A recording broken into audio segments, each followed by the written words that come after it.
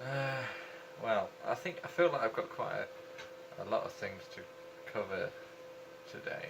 Um, so I guess I'll start with the general overview of today's lessons. Um, Juniors 4. Um, One was a trial. We had two who didn't turn up. I think it's just because of half term. There were quite a few who didn't turn up today. The seniors, there wasn't anyone there. So we just kind of didn't have anything to do for an hour. Just did other random stuff. And then the ladies, it was like about 8 overall, so about half what we normally have. And again, it's just because it's half term time, I think. Everyone's off somewhere else, you know. But I feel like it's another one of those kind of weeks where I feel like a lot of sudden improvement has happened and has been made. The first thing, I feel a bit more confident speaking in larger crowds and kind of projecting my voice a bit more. I still think I've got a long way to go in terms of being louder, speaking louder, and projecting my voice more, but I think I definitely am getting better at it. I'm feeling more confident doing it and having a go, which is like great, you know. It's all good progress. I feel better about helping kids, the younger students, to do a technique. Because before I kind of sat back and like with an adult, you try and manually explain how to do it, and you guide them through it that way. But kids, they don't respond as well to that because they're you know, it's better if you just like manually take hold of them and sort of do it, the technique for them almost, while you're just holding their arms and doing it that way. I think that tends to help them learn better, and I did I tried that quite a bit today, and it seemed to work really well. And so it's given me more confidence in terms of not just showing them how a technique works, but like helping guide them through it to help them sort of learn the steps better. And similarly, I had to do a bit of explanation to the ladies. Of course, it was quite technical explanation, so I honestly don't think they will have taken in that much of what I actually said. But it's still good to do it, to show them some kind of higher level stuff. Give them examples of where they can potentially get to if they stick at it for a long time. So as a result, I kind of feel a lot better demonstrating how to do stuff, explaining and breaking a technique down for them, because I did it quite a bit today. And on the line out for the ladies, I also kind of managed to correct more mistakes, change some of their bad habits. They were definitely better today, overall, like technique wise. Technique wise, and yeah, they actually, you know, I gave some of them advice on how to change what they're doing. They listened, and they improved, which is nice.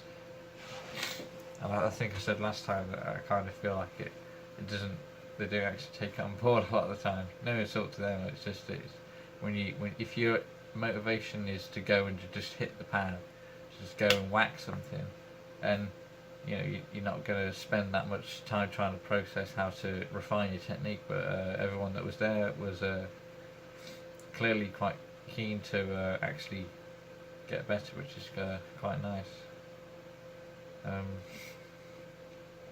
So I'm thinking stuff that I want to work on or potentially do better next time, I thought could possibly be, one would be to, when I do explanation-y bits or whatever, because I took the warm-up actually as well, which I have done before, but I don't always do it. It's usually my co-instructor. But to try and make more jokes, be more fun and social. That's just something that kind of comes as a result of being more used to being around them or just people in general. More humour, so it makes it a better environment, makes it more fun. So I can just subtle humour and just throwing random bits in there, not trying to force it, obviously, because forced humour just never works. But yeah, let's try and think about how I can do that in some way. And then when it comes to the line out, potentially sort of trying to, it's similar to the whole encouragement thing, trying to goad them into hitting the pad harder, trying to get them to go all out and not be afraid to just kind of go for it and give it some whammy or whatever. Yeah, cause some are quite naturally powerful and they do hit pretty hard, but others they'll just kind of hit it lightly, or they'll try and hit it fast, but they won't actually put any. There's no real force behind it. And even when they're getting the technique right, there should be loads of power, but there isn't, because they're not actually committing anything. They're not really like going for it. And to try and encourage them into just, whacking it a bit more, getting a bit more force in there. That's pretty much it in terms of the club and the classes this week. Yesterday we had the overall club's awards night, awards evening, and this new thing they brought in this year was this thing called Sensei's Award. It's a bit of a sort of generic award that each coach, as part of the coaching team, gets to give out themselves. So we had two each, so I had two, and I had to figure out two students to give it to, which was a little bit weird. I mean, our classes are still quite small. I was kind of struggling a bit with how best to approach it. The award's kind of just not specific. It's any sort of student that you just feel like you want to give it to, you feel deserves it. Any student that you like for whatever reason, like because they turn up consistently, or they always work dead hard, or they always listen very well and stuff like that. It was a bit tricky. My senior students are the only ones that I sort of teach the most, really, because the other two classes I'm more like the assistant one, whereas the senior ones I kind of usually lead it for the most part anyway. But it's pretty small, so I ended up going with two of the girls on the junior class. Are always nice to teach, and they tend to pick things up pretty well. But the main thing was just the fact that I had to stand in front of everyone and announce it, explain why I was giving it out, who I was giving it to. It's interesting because I wasn't actually that worried about that part of it, which is interesting. Coming from someone who's obviously pretty anxious and doesn't like talking much. At least, that's how it used to be. I'm okay with it now. I think it definitely goes to show that just doing stuff like this on the channel and that kind of practice, talking aloud. Because it was pretty weird at first when I first started doing the videos. It took me ages just to do one clip, like the first video, because it just felt so weird talking when there's no one else there. But I'm used to it now, and I guess I can try kind of translate that into talking in front of people. Because I never really focus on the individual. I just kind of speak to the room as a whole. And the room as a whole is kind of like the same as talking to this room in here. It's kind of, it's interesting. So it's helped me a lot, I think. It goes to show how much it's come by, how far I've come in that sense. The bit I was worried about was I kind of had to, I kind of left it last minute as to who I was going to give it to. Doesn't mean that the people I did give it to don't deserve it, of course. It just means that for me it was the hardest choice because I'd been doing it for the least amount of time and I had the smallest pool of people to choose from. So that's why. But yeah, it actually turned out pretty alright. And I felt like I managed to be heard and project my voice fairly well. Although I did watch the live video of it later, just before I started filming this. And my voice is really quiet on that video. I'm pretty sure everyone could hear me fine. I asked other people who were like sitting at the back of the room, they said it was fine.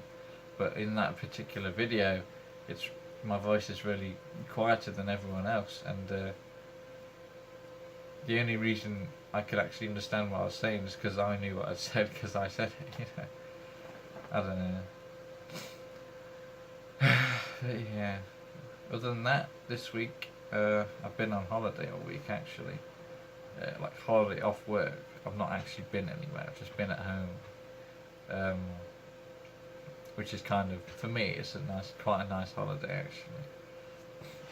I don't need to like go away anywhere to enjoy myself, I suppose. I've been able to like reorganise stuff, tidy my room and bits of the house. I mean, tidying the house is a bit annoying when you live with other people and they just constantly insist on trying to make it messy again. So it feels a bit futile, but I still did it anyway. And I had more time to actually make videos as well. So I was able to do the one that I've just put up about leg training. I was able to do that and edit it within the space of like 2 days, no problem. Or was it 1 day? And then I did the thumbnail afterwards. So I keep forgetting to take an image, take a picture for like to have as a thumbnail or something. So I'll do the filming and then afterwards, when I'm in the editing or something, or after I've finished it and uploaded it, then I'll be like, oh snap, I need a thumbnail of some kind. But yeah, and then earlier today I actually managed to do some filming for another video as well, so over the course of the next week I should be able to edit that. I'm going back to work, but I should be able to edit it in my lunch break when I take my laptop with me, because otherwise I can't really do it if I don't do it on my lunch breaks, which is a bit of a pain. But in other news, hay fever season, pretty annoying. It's starting to creep in. Oh well. Not be able to tell already, my nose is a bit funny. I was thinking, like, why can't I enjoy spring? Why don't I think of spring as higher up on the month, or like the seasons, as like being enjoyable? And it's because I always forget, because I can't enjoy spring, because it's when hay fever kicks in. Oh well. Yeah, that's pretty much it for this week then, I guess. See you next time.